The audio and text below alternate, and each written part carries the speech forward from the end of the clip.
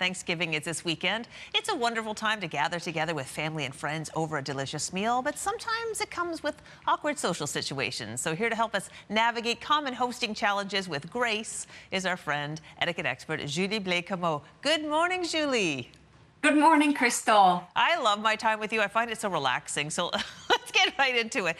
Let's talk about allergies and restrictions when it comes to the Thanksgiving meal. Well, allergies, they are the responsibility of the person that has the allergies.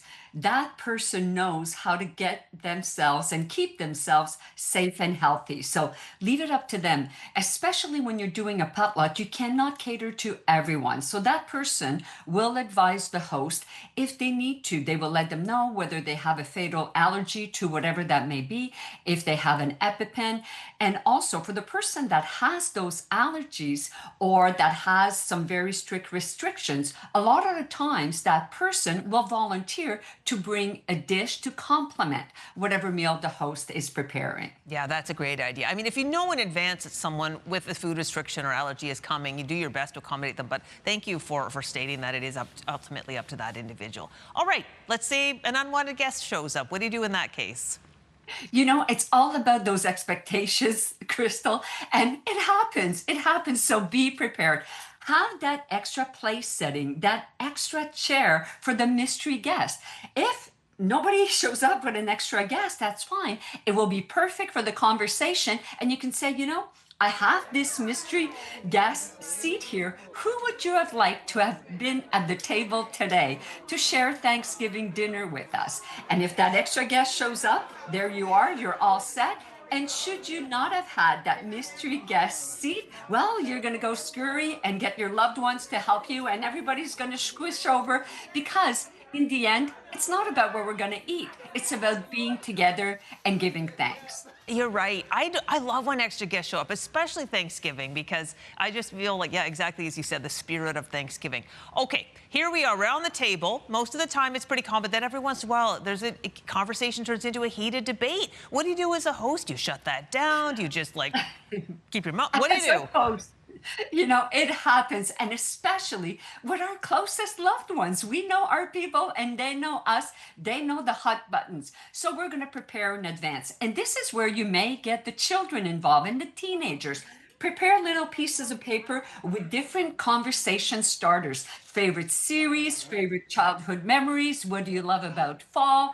What should we know about you that you want to celebrate this year? So this is when the host will say, oh, Johnny, why don't you reach into the basket in the middle and let's see what we can talk about. Now, sometimes you're getting cornered and somebody says something. Let's just use the example of the geopolitical context. And you can say to the person, oh, I don't know enough. Or my parents told me never to talk about politics. I'm going to take the fifth on this one. And in the end, why don't we agree to disagree, because we're both passionate, and let's focus on Thanksgiving. That's a great idea. Or even if someone did bring a dish, you could just say, you know what? Exactly as you said. I'm loving this salad that Jen brought. Let's shout out to Jen for a great salad, you know? Crystal, move on. How about them Blue Jays, right? There you go. All right. Okay, this is a good one. Everyone's tired. It's the end of the day. Everybody kind of is on their way out, but there's those lingering guests that aren't quite getting the hint. What do you do? You know, it's a gradual process. So you're going to go into the living room, maybe offer a cup of coffee. Then the lights are going to go higher and the music is going to go down. You're going to stretch a little bit. And can I get a ride for anybody?